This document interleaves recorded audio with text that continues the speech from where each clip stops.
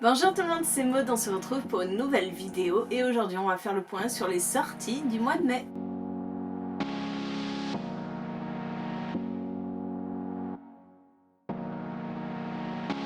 Comme d'habitude pour ce genre de vidéo, je mets tous les liens des résumés en barre d'infos. On commence le 4 mai avec Et il nous restera ça de Virginie Grimaldi paru chez Fayard.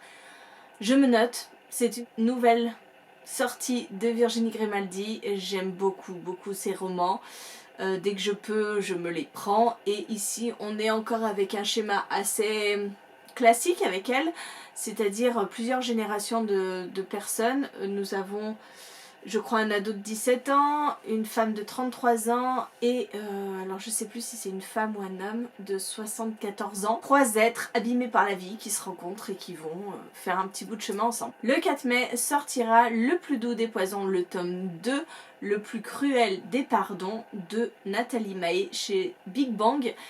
Je vous parle de cette sortie alors que je n'ai absolument pas lu le 1, mais j'en entends beaucoup de bien. On est dans un univers de fantasy. Et franchement, cette saga me fait très envie, donc je me note le tome 2 pour me faire penser peut-être de prendre le tome 1. Toujours le 4 mai sortira Cora, la légende du lac aux 1000 visages de Jérémy Bem chez Casterman. Nous sommes avec Corazon qui a tout perdu quand elle était petite. Ça m'a fait penser un petit peu à une ambiance de Far West, le résumé comme ça. Et elle va partir, elle va s'exiler et elle va rencontrer une vieille dame aveugle qui va la conduire dans son repère, dans son antre qui est sous la roche et qui abrite le lac aux 1000 visages. Le 4 mai sortira Le secret du roi de Marie Valente chez Brajlon. Je pense que vous avez vu cette couverture qui brille de mille feux quand on la bouge.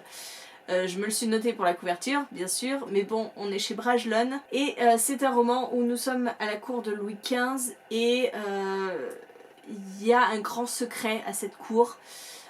Il faut absolument préserver le secret, comme quoi il y a des êtres surnaturels qui existent, que les courtisanes sont en fait des vampires et que les bouchers sont des lycanthropes.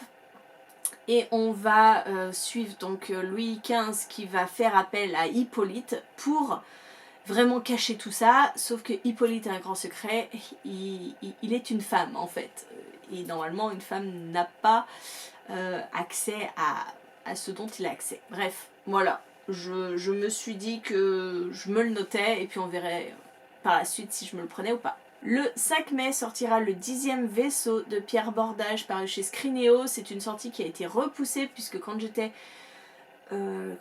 partenaire l'année dernière, on nous l'avait déjà proposé, finalement ça ne s'était pas fait, donc ça a été repoussé, je l'ai à nouveau demandé, donc on est dans leur collection science-fiction. Le premier qui a inauguré cette catégorie, c'était Les Oubliés de Lama. Là, on est avec Pierre Bordage, qui est quand même un très grand nom de la littérature de l'imaginaire.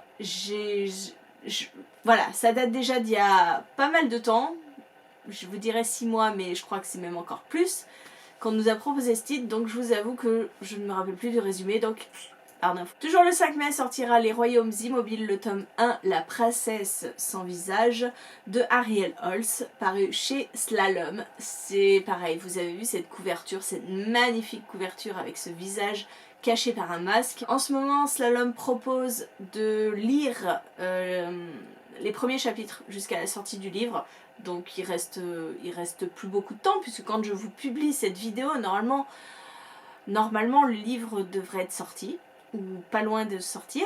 Donc voilà, j'ai lu pour l'instant le prologue et le chapitre 1, donc grâce à Slalom qui avait mis en ligne ces chapitres. Pour l'instant j'aime bien, mais en même temps c'est très court, hein, ça faisait même pas une vingtaine de pages. On est dans un royaume où il y a 4 monarques, sauf que le trône d'automne est libre. Il faut lancer un nouveau sacre et il y a 7 jeunes filles, je crois, qui sont appelées à prétendre à ce trône. Mais cette couverture, et puis Ariel Holz, c'est un auteur incontournable. Je pense qu'aux Imaginales, je me prendrai ce roman, clairement. Le 5 mai sortira le nouveau Franck Tillier, Labyrinthe, c'est chez Fleuve Noir. Et on est dans un roman assez... un thriller. On est dans une scène de folie dans un chalet où il y a eu des meurtres abominables et il va y avoir une enquêtrice qui va enquêter là-dessus. Toujours le 5 mai sortira Ils sont venus du froid de Caril Ferret, paru chez PKJ. Caril Ferret, je le connais pas en jeunesse, je le connais en thriller, même si je ne l'ai jamais lu. Ça m'intéresse de lire sa plume peut-être en jeunesse.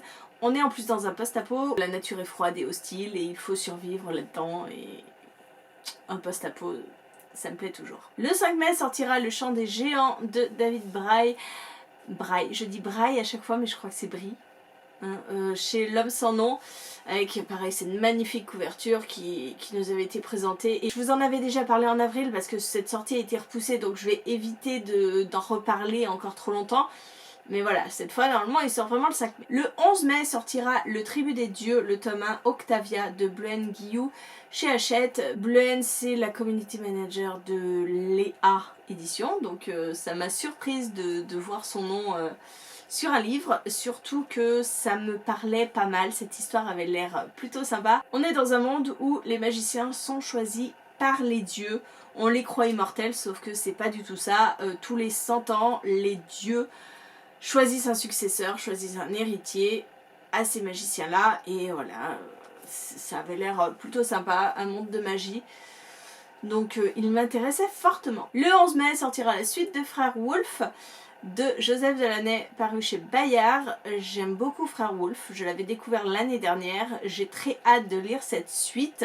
On est dans l'univers de l'épouvanteur, donc moi j'aime bien l'épouvanteur, c'est une saga, une de mes sagas chouchou, il y a quand même 15 tomes, je suis arrivée au bout des 15 tomes et maintenant il y a Frère Wolf, donc je continue avec plaisir. Le 12 mai sortira Aristote et Dante plongent dans les eaux du monde de Benjamin Alirsens. Chez PKJ, c'est la suite, je suppose, de Aristote et Dante découvrent les secrets de l'univers. Personnellement, je n'ai pas spécialement aimé Aristote et Dante. Je vous le note parce que je sais qu'il y a eu énormément de coups de cœur pour ce roman. Moi, j'ai donné mon exemplaire dans un swap, donc voilà, c'est pas quelque chose qui m'a marqué. J'ai pas forcément plus aimé que ça, donc... Mais bon, je sais que c'est une sortie très attendue, donc j'ai quand même mis dans cette vidéo, même si moi, elle ne m'intéresse pas. Le 12 mai sortira Le Crépuscule des Urmes, tome 1, le dernier fragment de Arnaud Druel, c'est chez Gulfstream. Un camp de Tziganes s'installe, il n'est pas forcément très bien vu par la population environnante. C'est en 1866 au Pays de Galles. Et on va assister, je crois, à une devineresse ou une voyante ou je ne sais quoi de ce camp de Tziganes qui va prédire que des ombres menacent de s'abattre sur le monde des humains et donc il va y avoir toute une quête pour justement éviter que ces ombres ne s'abattent sur le monde des humains. Un peu fantaisie quand même. Le 18 mai sortira Celle qui devient le soleil de Shelley Parker Chan. C'est chez Brajlund, c'est cette magnifique couverture avec la tranche colorée et on est, alors je sais pas s'il y a de la fantaisie, s'il y a quelque chose, mais on est dans une réinvention de l'accession au pouvoir de la dynastie Ming. Donc après je sais pas s'il y a du fantastique là-dedans, s'il y a de la fantaisie, je sais pas. Pour l'instant ça semble historique mais à voir. Le 20 mai sortira Clone de la Nation, tome 1, Marie /3 de Maïwen Alix chez Naos. On est en 2045, le monde suffoque sous la chaleur, les IA contrôlent votre taux d'alcoolémie pour vous servir dans les bars, des clones sont créés pour interpréter des personnages historiques, et en fait on va suivre Marie qui va s'enfuir, il me semble, de là où elle était, et elle se rend compte qu'elle est le clone de Marie Curie. Ouais.